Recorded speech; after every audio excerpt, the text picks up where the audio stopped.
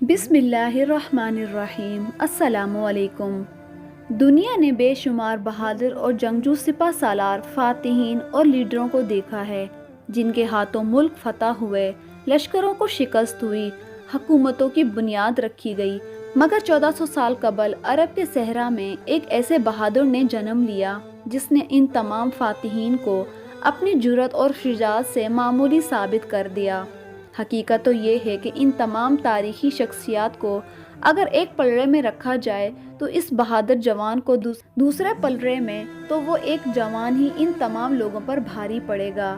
عربوں کے اس شعر کو تاریخ علی ابن طالب کے نام سے جانتی ہے، جس کا دل صاف 10 سال کی عمر میں اسلام کی روشنی سے منور ہو گیا اور ایمان کی قوت سے دنیا کی تاریخ کا عظیم ترین فاتح ثابت کیا۔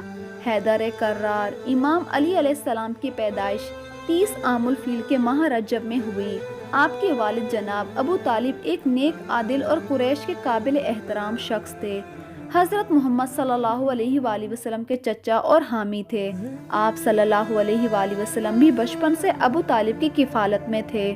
بعض علماء نے لکھا ہے کہ حضرت علی رضی اللہ تعالیٰ عنہ کی پیدائش کعبہ شریف کے اندر ہوئی، اس لیے آپ کو مولود کعبہ بھی کہا جاتا ہے۔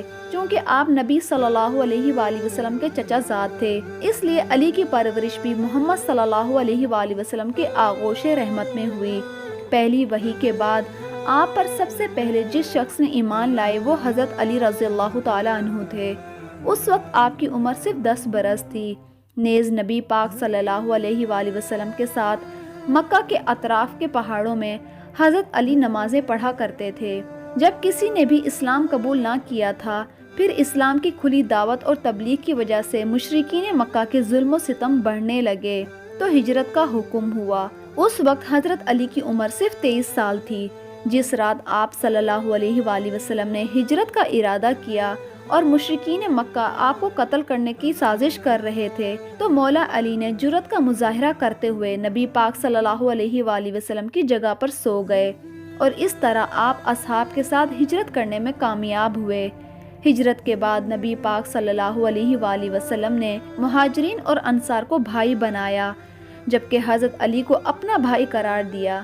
غزوہ بدر، غزوہ خندق اور غزوہ حنین میں حضرت علی رضی اللہ تعالیٰ عنہ کی بہادری اور غدیر میں حضرت علی کے متعلق نبی کا اعلان کرنا آپ کی بلند ترین فضیلت ہے۔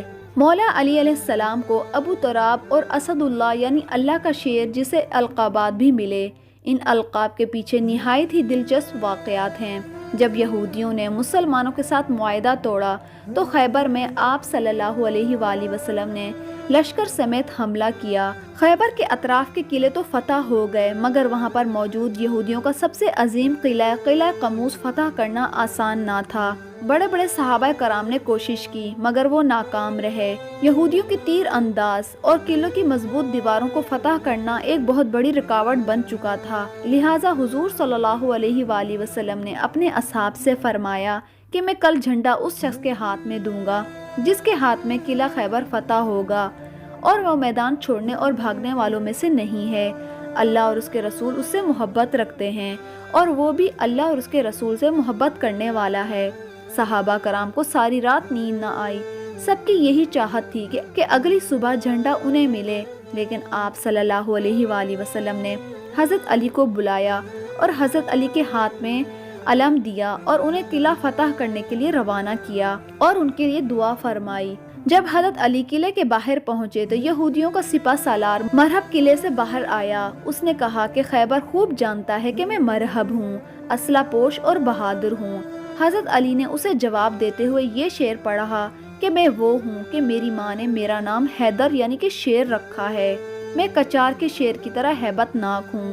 مرہب تیزی سے آگے بڑھا اور آپ پر وار کیا مگر مولا علیہ السلام نے ایسا حربہ اپنایا کہ 2 یا 3 وار کرنے کے بعد وہ ناکام ہو گیا اور ذوالفقار کی چمکتی ہوئی وار اس کے سر پر اتر گئی جس سے وہ زمین پر گر پڑا اور پلک جھپکتے ہی خیبر کا وہ دیو قدامت پہلوان اس کا کام تمام ہو گیا۔